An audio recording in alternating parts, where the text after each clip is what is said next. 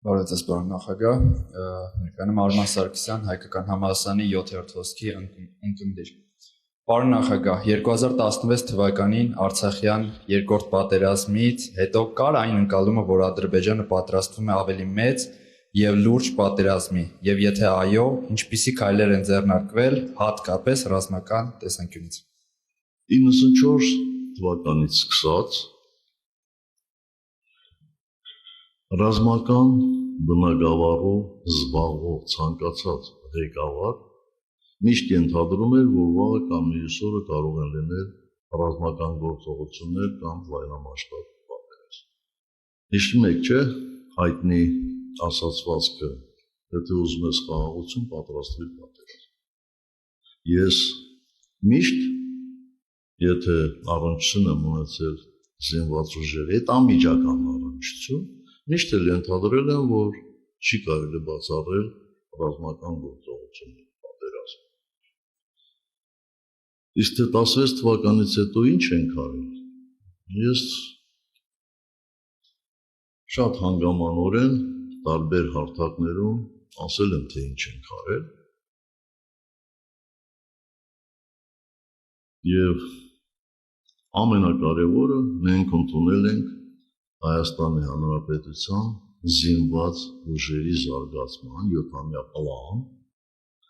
որտեղ տարբեր բնույթի բարեփոխումներ էին նախատեսված, ֆիքսված էին եւ ժամկետներ այդ բարեփոխումների ու նաեւ ֆիքսված էին, թե որտեղից պետք է ապահովեին այդ բարեփոխումների ֆինանսական հոսքերը։ 16 թվականի ռազմական գործողություններից հետո եւ նույնիսկ մինչեւ այդ արդեն աշխարհում ի հայտ էին եկել նոր սպառազինություններ, այդ թվում նաեւ անընդհատ թռչող սարքեր, որոնք շատ արդյունավետ էին առաջին հայացքից, այնուհետև կատարելագործվել են եւ դարձել են իրոք շատ արդյունավետ։ Ես ինչու եմ դա ասում, որովհետեւ 14 թվականից սկսած արդեն Հայաստանի Հանրապետությունում ընթանում էին նախագծային փորձարարական աշխատանքներ անօդաչու թռչող սարքեր ստեղծելու ուղղությամբ։ Եվ արդեն 16 թվականին մենք ունեինք նախատիպեր, ինքներս ունեինք նախատիպեր, որոնք ցավոք սրտի հետախուզական էին, հարվածային չէին, եւ 16 թվականին մեր դեմ կիրառվեցին հարվածային անօդաչու թռչող սարքեր։ Ճիշտ է, որ այդ անօդաչու թռչող սարքերի հարվածներից մենք շատ որոշներ չենք ունեցել, որովհետև արդեն երկրորդ օրը մեր զինվորներն ու սպաները արդեն հարմարվել էին դրան եւ պաշտպանվում էին մի կողմից, մյուս կողմից նաեւ ոչնչացնում այդ թռչող սարքերը։ Եվ ահա ելնելով դրանից մենք նախատեսել էինք, եթե հիշողությունս ինձ չի դավաճանում, 3000-ից ավելի թռչող անօդաչու թռչող սարքեր ձեռք բերել, ընդ որում մինչև 20 թվականը դրա կեսը մենք արդեն պետք է ձեռք բերեինք։ Կոնկրետ դրամական միջոցներով ապահովված էր այդ ամբողջը։ Ուղղակի ոնց են ասում, այն բալը, որ դնում են տորտի վրա։ Շատ լավ, հասկանալի է, ինչ պետք է ասել։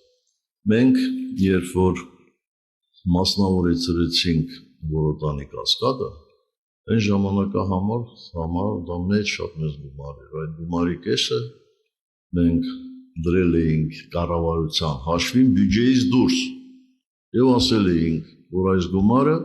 նախատեսված է զինված ուժերի համար եւ հատկապես ինչի համար։ Ցավոք սրտի